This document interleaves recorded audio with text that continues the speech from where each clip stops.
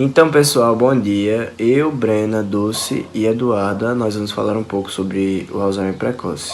O Alzheimer é a doença neurodegenerativa com maior prevalência mundial e o Alzheimer precoce corresponde a 5% desses casos. É quando os sintomas aparecem até os 60 anos de idade e tem influências genéticas. A dificuldade no diagnóstico está porque alguns dos seus sintomas eles são confundidos com outros transtornos mentais, o que dificulta o tratamento, porque é uma doença que evolui bastante rápido. Segundo uma pesquisa da Atena Editora, 10% dos casos de Alzheimer são causados por herança dominante, o que representa de 35% a 60% dos afetados tem pelo menos um parente de primeiro grau também afetado. Bom, agora nós vamos falar sobre o Alzheimer precoce e seus sintomas. É de extrema necessidade o entendimento dos seus sintomas, porque é a partir deles que é feito o diagnóstico. Como nós sabemos, o Alzheimer é uma doença progressiva, e nessa progressão há 3 fases.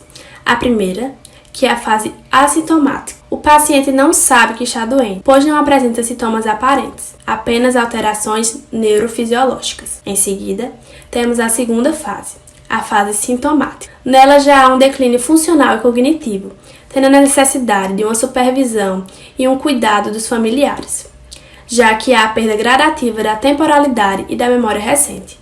E por último, tem a terceira fase, a demência.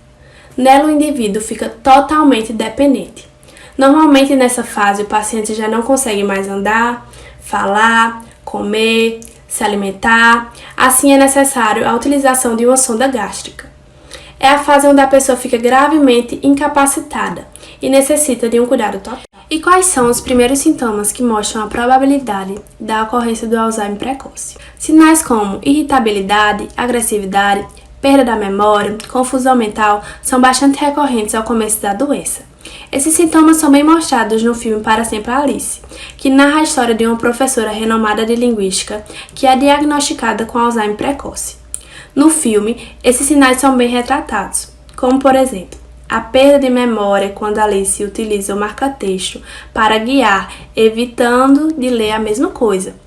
Outro sintoma importante também é a perda do controle dos movimentos, demonstrado na parte que ela não consegue amarrar o próprio tênis, ou quando ela tem a incontinência urinária, não conseguindo controlar a sua própria bexiga. A insônia também é muito frequente, mostra no filme ela acordando várias vezes durante a noite, como também a confusão mental, que é bem apresentada em quase todas as cenas do filme. Na cena em que ela troca os objetos de lugar, colocando o condicionador na geladeira, na cena em que ela cumprimenta a namorada do filho 2 vezes.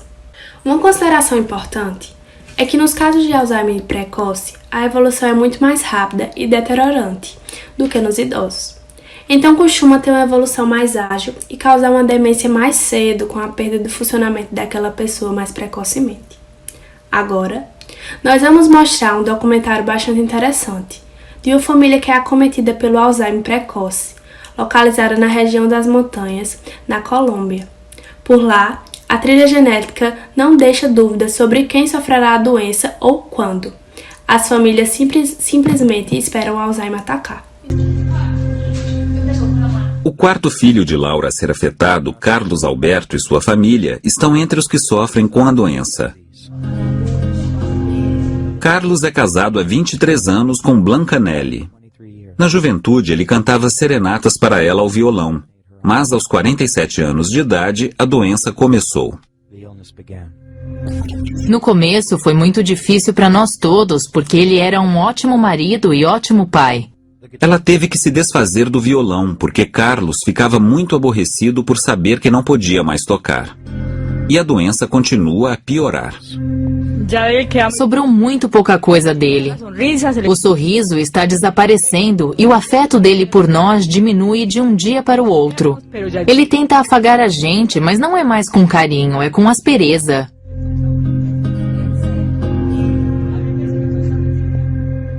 Nessa forma do mal de Alzheimer, os sintomas evoluem tão depressa que todas as sensações e funções desaparecem em poucos anos.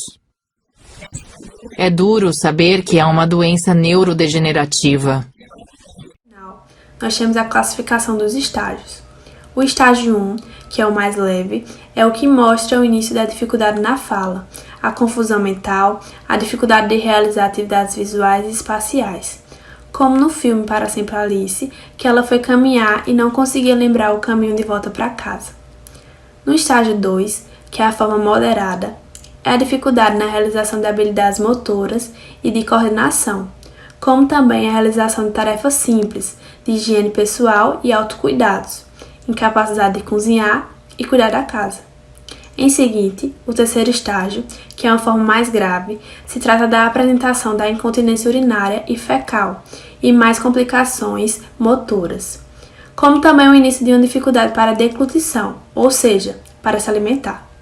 E no quarto estágio, o terminal, o paciente já se encontra no leito, como dito antes, sem a capacidade de andar, falar e não tem mais uma resposta dos 4 genes ao Alzheimer, no qual 3 deles, o que codifica a proteína precursora da amiloide, da presilina 1 e 2, correspondem à forma autossômica dominante. Sendo mais específico, o alelo E4 do gene da poliproteína E interfere na doença de Alzheimer precoce. No gene da proteína precursora da amiloide, foram descritas 20 mutações que correspondem de 10 a 15% dos casos da doença. Mutações nos genes da presilina 1 e 2 causam de 30 a 70% dos casos da doença, sendo que no gene da presilina 1 foram descritas 30 mutações de troca de aminoácidos e 3 de inserções. Já o gene da presilina 2 apresenta 6 mutações de troca de A APP sofre uma clivagem após sua síntese, dando origem à proteína beta-amiloide, composta de 42 aminoácidos. Quando se encontra em quantidade maior que o normal, seu acúmulo resultará na formação de fibras amiloides, gerando placas senis. Na PSAN1, já foram descritas 30 mutações de trocas de aminoácidos, 3 inserções ou deleções, 10 polimorfismos em exons e mais de 250 polimorfismos em introns. Já o gene da PSAN2 é menos polimórfico, porque apresenta 6 mutações de trocas de aminoácidos, 10 polimorfismos em exons, sendo 5 trocas de aminoácidos e mais de 100 polimorfismos em introns, e 6 polimorfismos na região promotora do gene. Os fusos neurofibrilares são formados a partir da proteína tau, que ao estar normalmente fosforilada, é menos capaz de polimerizar a tubulina e acaba rompendo o citoesqueleto celular, causando assim morte neuronal. Esse gene produz 6 diferentes isomorfas, que se diferenciam pela ausência ou presença dos exons 2, 3 e 10. Esse gene apresenta apenas uma mutação relacionada exclusivamente a DA, mas é bastante polimórfico, pois apresenta 34 polimorfismos em exons, sendo 26 deles no exon 12. O rastreamento genético vai servir como método de comprovação da doença, já que existem vários testes feitos pelo médico para suspeitar do Alzheimer precoce e de alerta para os filhos que, por ser uma doença herdada, correm o risco de carregar o gene afetado e expressar a doença durante a vida. Eu fiquei responsável para falar um pouco para vocês sobre o tratamento do mal de Alzheimer, né?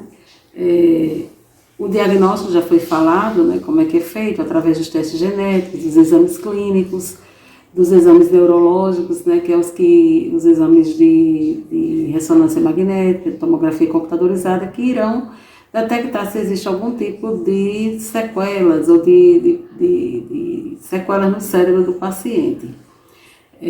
Depois que o médico tiver com esse diagnóstico, então vai partir para o tratamento do mal de Alzheimer.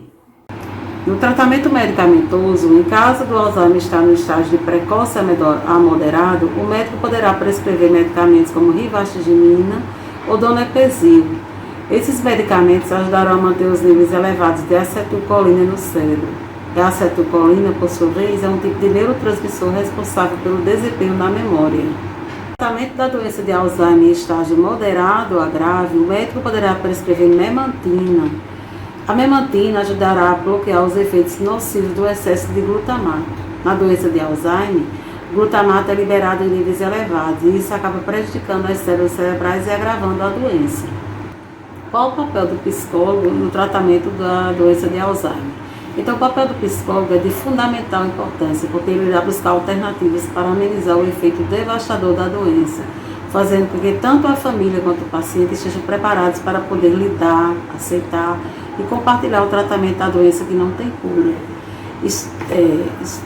Estimula-se o paciente em 3 métodos, que são atividades cognitivas, reabilitação neuropsicológica e treino cognitivo.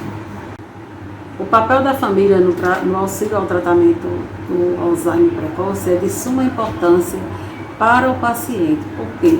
Porque nesse momento o paciente vai precisar de toda a atenção, de todos os cuidados possíveis, e a família precisa estar junto nesse momento, compreender a doença, compreender as limitações do paciente para que possa ajudá-lo, auxiliá-lo. Vocês viram lá no caso do filme da Alice, né? A família, o marido muitas vezes não sabia como lidar com determinadas situações, a filha precisou abrir mão do trabalho dela para vir cuidar da mãe, porque o paciente com Alzheimer ele fica totalmente limitado e dependente dos outros. No caso da família, é necessário que as pessoas entendam que uma nova fase de vida irá começar. O ritmo de cada um também irá passar por mudanças. É necessário sair da zona de conforto e ajudar e amar aquela pessoa que hoje está com uma doença que leva embora a consciência.